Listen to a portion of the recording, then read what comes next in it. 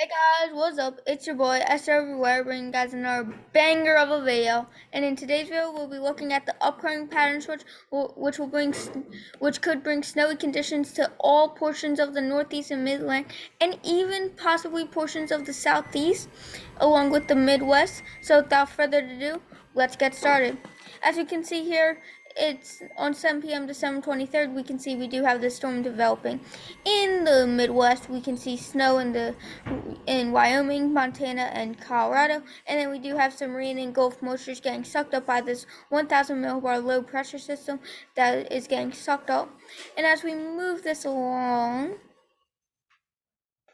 we can see that this Gulf moisture gets sucked up, but this storm dumps snow into Nebraska and then Dakotas, and then it has to transfer power into a secondary low, 1,005 millibar in Oklahoma. This storm then spins out, dumps snow. This run is shown get mainly over South Dakota and Nebraska. We can also see some ice in Minnesota and North, and then parts of South Nebraska or South Dakota gets rain to end it all off. And then this storm kind of just stays there, and then this moisture then has to go somewhere. So we have a low develop here, but the problem is there's no cold air really in the region. So when we move this along,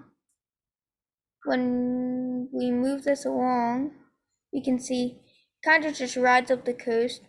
Doesn't provide snow for anywhere in the Northeast. And then we do have the secondary low developing, and that's what's going to provide the pattern switch. So we can see the secondary low spews up moisture and then kind of just goes out to sea, but allows like backside snow from it. And then we can see that pattern switch as cold air just sits in the region. And by January 5th and 6th, we can see cold air is just sitting in the region and should be sitting in the region for time to come. Now this storm right here is something that we have to watch out for, even though it's super far out. This storm is looking interesting because it has the distinct pattern of where it forms to where it's not forming. It forms and then it looks like it would ride up the coast, but it's way too far out to tell. So now let's look at the Canadian model, and we can see this has the pattern switch happening January 2nd, and this is the model that's showing. So we can see the storm going up, spinning out. This is being a more generous on the snow in North Dakota. Secondary low forms, and then Saturday and Sunday, it has a possible nor'easter forming on New Year's, and if this were probably about 25 miles-ish inland or just a bit closer to the coast, could provide some major snowfall totals. And then that's where the pattern switch comes. So now we're going to look at the weekly anomalies. We can see this is December 30th. We can see warmer air in the north and in the west, and colder air in the south. And when we move this along, very cold air for January 6th, very cold air in the east, warmer air in the north, and then above that, and then normal everywhere else. And then January 13th, we can see cold air in the east, in the south, and in the west and southwest, warm air, and then everywhere else is just near normal.